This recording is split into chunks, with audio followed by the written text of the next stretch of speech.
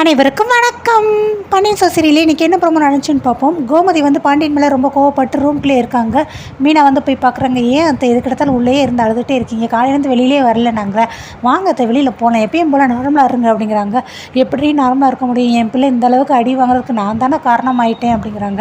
நான் அந்த கல்யாணம் பண்ணி வச்சதுனால தானே அவர் இவ்வளோ கோவப்பட்டு அவர் வந்து இந்த அடி அடிக்கிறாரு, ஆனாவும் அதையே சொல்லி சொல்லி வைகிறாருல, அதனால் நான் ஒரு முடிவு எடுத்திருக்கேன், என்ன முடிவு எடுத்த அப்படின்னு சொல்லி மீனா கேட்குறாங்க. நான் தான் போய் தேவையில்லாமல் அவனுக்கு வந்து வற்புறுத்தி கல்யாணம் பண்ணி வச்சேன் அப்படின்னு சொல்லி அந்த விஷயத்தை வந்து சொல்ல போகிறேன்னே. ஐயோ அத்தை, நீங்கள் எல்லாட்டி இதை போய் சொல்ல போகிறீங்கிறீங்க, அதோட்டு ஒரு பெரிய பூகமே வெடிக்க போகுது அப்படிங்கிறாங்க. என்ன பூகம் வெடிக்குது, எது வெடித்தாலும் பரவாயில்ல அப்படிங்கிறாங்க. ஏன் அத்தை இப்படி தேவையில்லாமல் யோசிக்கிறீங்க, இந்த விஷயம் வந்து நம்மளுக்குள்ளே இருக்கட்டும், நீங்கள் இதை போய் சொன்னீங்கன்னு வச்சுக்கோங்க, இப்போ ராஜி வாழ்க்கை என்ன ஆகுறது, உங்களை வாழ்க்கை என்ன ஆகுறது, அதுவும் இல்லாமல் ஏன் பிடிச்சி என்ன வேறு திட்டுவார்ல, என்கிட்ட இத்தனால நீ சொல்லி மறைச்சி வச்சிருக்கி அப்படின்னு சொல்லி அதை வேறு சொல்லி திட்டுவார்ல, அதனால் தயவு செஞ்சு இதை எடுத்து சொல்லிடாதீங்க. இன்னொன்று, இந்த விஷயத்தை பற்றி நம்ம மேலும் இந்த வீட்டில் பேச வேண்டாம், மயிலக்கா வேறு இருக்காங்க, அவங்க வேறு லைட்டாக காதில் இப்போ கேட்டால் கூட போதும், உடனே மாமாட்ட போய் அப்படியே ஒப்பிச்சிருவாங்கன்னே.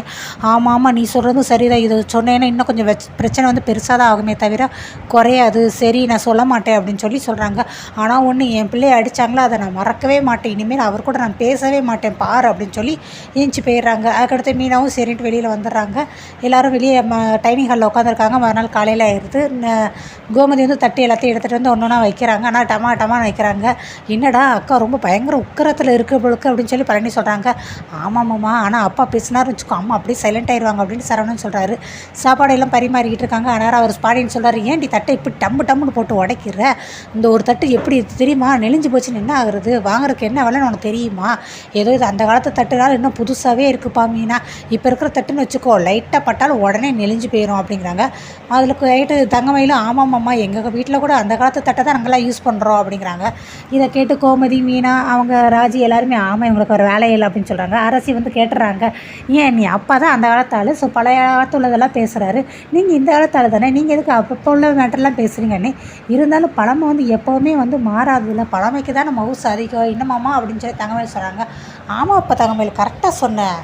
கோமதி தண்ணி கொஞ்சம் ஊற்று அப்படிங்கிறாங்க. தண்ணி ஊற்றி டம்ளர் வைக்கிறாங்க. கோமதியும், பார்த்த கோமதி டம்ளர் நெளிஞ்சிட போகுது அப்படின்னு பழனின்னு சொல்லுவோம். ஆமாம், இங்கே நிறைய பேரோட வாழ்க்கையே நெளிஞ்சிருக்கு, இதில் டம்ளர் ஒன்று தான் ரொம்ப குறைச்சல், அது நெளிஞ்சா என்ன, நெளிலட்டா என்ன அப்படிங்கிறாங்க. அது சரி, நீ இப்போல்லாம் பயங்கரமாக தத்துவமெல்லாம் பேச ஆரம்பிச்சிட்டே அப்படிங்கிறாங்க. அதுக்கடுத்துட்டு நல்லா சாப்பிட்றா, அரசிக்கு ஒரு தோசை எடுத்து வை, எனக்கு ஒரு தோசையை வை அப்படிங்கிறாங்க. பழனி நல்லா சாப்பிட்றானே, என்ன மச்சா இன்றைக்கி கவனிப்புலாம் பயங்கரமாக இருக்குன்னு. அப்புறம் எதுக்குடா சாப்பிட்றது, கஷ்டப்பட்டு உழைக்கிறதே சாப்பிட்றதுக்கு தானடா, சாப்பிடுங்கடா நல்லா அப்படிங்கிறாங்க. அது சரி, இன்றைக்கி நாங்கள் கஷ்டப்பட்டு உழைக்கிறோன்னு சொல்லி நீங்கள் தெரிஞ்சுக்கிட்டீங்களே அப்படிங்கிறாங்க. டேய், கஷ்டப்பட்டு உழைக்கிறது நான், நீ நல்லா சாப்பிடுன்னு சொல்கிறேன், நீ அதுக்கு தானே இருக்க அப்படிங்கிறாங்க. அது சரி அப்படிங்கிறார் பழனி. அடுத்து சரவணன் பார்த்து சொல்கிறாங்க, டேய் சரவணன், இன்றைக்கி உங்கள் ஓனரை பார்த்தேன்டா, நல்லா சரவணன் நல்லா வேலை செய்கிறான்னு சொல்லி உன்னை பாராட்டி பேசினாரா, சந்தோஷமாக இருந்துச்சு அப்படிங்கிறாங்க. தங்கமயிலுக்கு இது பெரிய ஐஸ் வச்ச மாதிரி இருந்துச்சு. உடனே ஓகே தங்கமயில் ஈன்னு சிரிச்சுக்கிட்டே இருக்காங்க. அதுக்கடுத்து பழனி கேட்குறாரு, அவர் வாய் சும்மா இல்லாமல், சரி செந்திலோட ஓனர் என்ன சொல்கிறாரு அப்படிங்கிறாங்க. மீனாக்கு இதை கேட்டு சிரிப்பாக வந்துருச்சு. நக்கல் எல்லாம் உங்களெல்லாம் உருப்பட சொல்கிறாரு அப்படிங்கிறாங்க. ஆமாம் அவர் அதை தான் நான் சொல்லுவார் அப்படின்னு சொல்லி பழனிங்கிறாங்க. ஏமாம்மா சும்மா ரேமாம்மா அப்படின்ட்டு செந்திலும் மெதுவாக சொல்கிறாரு. அதுக்கடுத்து சாம்பாரை ஊற்று அப்படின்னு சொல்லி கோமதியை சொல்கிறாங்க. சாம்பாரை ஊற்றி முடிச்சிடுறாங்க. அடுத்து எல்லோரும் சாப்பிட்டு போயிடுறாங்க. எல்லாம் சாப்பிடுங்கடா, அருமையாக இருக்குது, சூப்பராக இருக்குது, நான் இன்றைக்கி நிறைய சாப்பிட்டேன் அப்படின்ட்டு அவர் சாப்பிட்டு இருந்துச்சு எல்லாம் போயிடுறாங்க.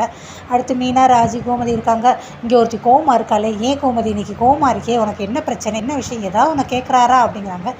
உடனே ராஜி வந்துட்டு, மாமாவுக்கு நீங்கள் கோமா இருக்கிறது தெரியலையே என்னமோன்னே, இது தாண்டி இந்த ஆம்பளையோட பிரச்சனை, நம்ம கோமா இருக்கிறது கூட தெரியாமல் இருப்பாங்க, நான் தட்டை ரொம்ப ஸ்பீடாக வைக்கிறேனே, டம்முன்னு சத்தம் வருது, அதை வச்சு அதை கேட்குறாரு, அதை கூட கண்டுபிடிக்க முடியல, என்ன பண்ண, கல்யாணமாக இத்தனை வருஷம் ஆகுது, நான் கோமா இருக்கேன், நான் என்ன கூட அவருக்கு தெரிய மாட்டேங்குது அப்படிங்கிறாங்க.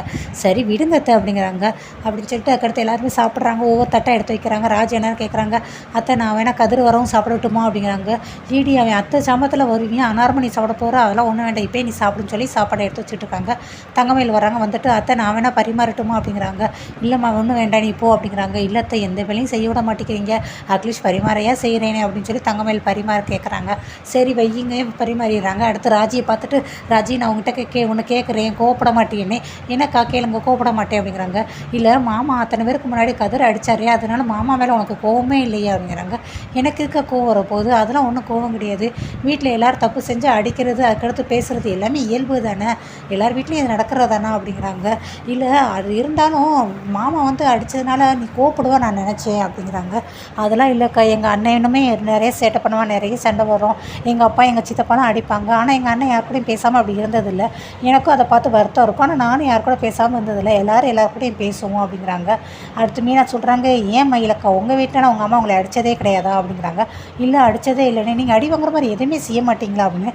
அப்படி நான் எதுவுமே செஞ்சதில்லை. இந்த குழம்பை வந்து மூடாமல் தட்டை திறந்து வைக்கிறது, அடுத்து டிவி அம்மா சொல்ல கேட்காம டிவியை பார்த்துக்கிட்டே இருக்கிறது, அந்த மாதிரி நீங்கள் எதுவுமே செய்ய மாட்டீங்களா அப்படிங்கிற. இல்லை செஞ்சதில்லைண்ணே. அதெல்லாம் செய்யணும்க்கா, அதெல்லாம் செஞ்சால் தான் அது வீடு. அம்மா அப்பாட்டுக்கிட்டக்க நம்ம வந்து சண்டை போடணும், அதுக்கடுத்து அவங்க வந்து நம்மளை அடிக்கணும், அடுத்து நம்மளை சமாதானப்படுத்தணும், எல்லோரும் ஒன்றா சிரித்து பேசி சந்தோஷமாக சாப்பிடணும், அதானே இயற்கையானது, அதானே வாழ்வு அப்படின்னு சொல்லி மீனா சொல்கிறாங்க. அதுக்கடுத்து கோமதி வந்துட்டு ஆமாம் அதான் எல்லாமே இயற்கை தான் அப்படிங்கிறாங்க. அடுத்து மயில் வந்துட்டு சரி இருந்தாலும் எல்லாருக்கும் முன்னாடி அடித்தது தப்பு தான் அப்படின்னு சொல்லிட்டு, சரி அத்தை உங்களுக்கு வேறு எதுவும் வேணுமா, நான் வேணால் உள்ளே போட்டுமா அப்படிங்கிறாங்க. சரிம்மா நீ உள்ளே போ அப்படின்றாங்க. மயில் இங்கே ராஜியை வந்து நல்லா தூண்டி விட்றாங்க, இதுனாச்சும் ஏதாவது பிரச்சனை கலப்பலாம் அப்படிங்கிற மாதிரி, அவங்களுக்கும் பாண்டியனுக்கு ஏதாவது சண்டை ஏற்படுத்தலாங்கிற மாதிரி அவங்க யோசித்து பேசுகிறாங்க. அதுக்கடுத்து அவங்க உள்ளே போயிடுறாங்க. மீனா வந்துட்டு அப்படின்னு பார்த்தா நான் அவங்க மகனை லவ் பண்ணேன்னு சொல்லி வீட்டில் சொன்னதுக்கப்புறம் அவன் அடி வாங்கினேன் அப்பா, அந்த அடிக்கு ஜென்மத்துக்கு எங்கள் அப்பா அம்மா கூட நான் பேசவே கூடாதுன்னு நான் மட்டும் என்னவா இவரை லவ் பண்ணுறேன்னு சொல்லி எங்கள் அண்ணன்கிட்ட எத்தனை அடி வைக்க எவ்வளோ வசம் வாங்கியிருக்கேன் அப்படின்னு பார்த்தா எங்கள் அண்ணன் கூட நானும் பேசாமல் தான் இருக்கணும், அதெல்லாம் பார்த்துட்டு தான் இருக்க முடியுமா அப்படின்னு சொல்லி கோமதி சொல்கிறாங்க. அடுத்து ராஜி கேட்குறாங்க, இருந்தாலும் அடித்தது ரொம்ப தப்பு தான் மயிலக்கா சொல்கிற மாதிரின்னு ராஜிக்கு வருத்தமாக இருக்குது. அடுத்து மொட்டை மாடியை கட்டுறாங்க. கதிர் மொட்டை மாடியில் இருக்கார். ஆனால் பழனி சரவணன் செந்தில் எல்லோரும் வராங்க. என்னடா பண்ணுற கதிர் அப்படிங்கிறாங்க. அடடே என்ன 3 பேர் ஒன்போல் வந்திருக்கீங்க, வாங்க அப்படிங்கிறாங்க. நீ என்னடா செய்கிற, தூங்கலையா நீ இன்னும் அப்படிங்கிறாங்க. நீங்கள் தூங்கலையா அப்படின்னு கதிர் கேட்குறாரு. இல்லைடா தூங்கலன்னு தான் நினச்சோம், உன்னை பார்த்துட்டு போகலாமேன்னு வந்தோடனே. அதுவா நான் ஒரு திட்டம் தீட்டி இருக்கேன்னு. என்னடா திட்டம் அப்படின்னு பழனி கேட்குறாங்க. வாங்க உட்காருங்க மாமா சொல்கிறேன்னு.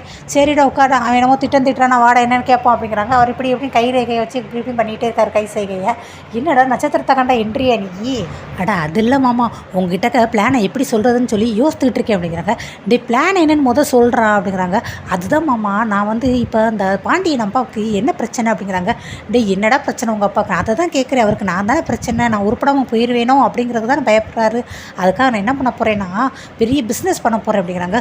பிஸ்னஸா? வா சூப்பர்டா, வெரி குட்ரா, என்னடா பிஸ்னஸ் பண்ண போகிறேன் அப்படிங்கிறாங்க.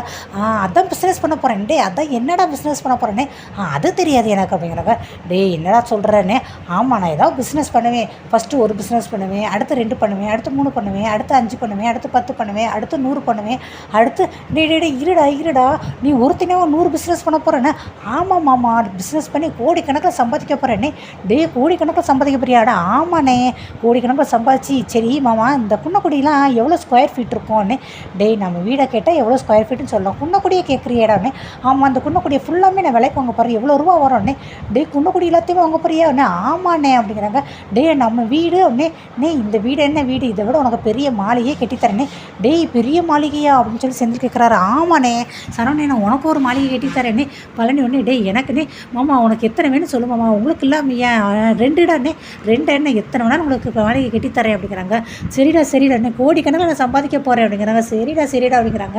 அதுக்கடுத்து மைக்கில் பேசுகிற மாதிரி, அதாவது இந்த உருப்படாமல் போனவன், வீண் பேச்சை பேசுகிறவன், பேசாமல் போகிறவன், இவெல்லாம் பேச்சை கேட்க மாட்டான் அப்படின்னு சொல்கிறவங்க எல்லாருமே கண்டிப்பாக நடப்பின ஒரு பிஸ்னஸ் பண்ணி முன்னேறுவோம் அப்படின்னு சொல்லி எல்லாருமே கை தட்டுறாங்க, என்ஜாய் பண்ணுறாங்க.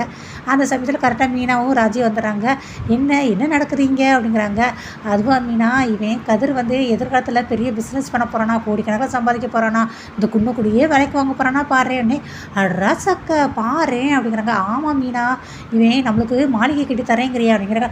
மாளிகையா? சூப்பர், குழந்தை நிறைய கட்டுறீங்க, அப்படியே எங்கள் ஆஃபீஸ் பக்கத்தில் பெரிய மாளிகை கட்டி கொடுங்களேன், எனக்கு வேலைக்கு போயிட்டு வர ஈஸியாக இருக்குன்னே. அண்ணி நீங்கள் எதுக்கு வேலைக்கெல்லாம் போகிறீங்க, பிறகு என்ன செய்ய சொல்கிறீங்க அப்படிங்கிறாங்க. மீனா கேட்குறாங்க. நீங்கள் மாளிகை கட்டி கொடுக்குறேன், அந்த மாளிகையில் பெரிய மகாராணி மாதிரி நீங்கள் வாழணும் அப்படிங்கிறாங்க.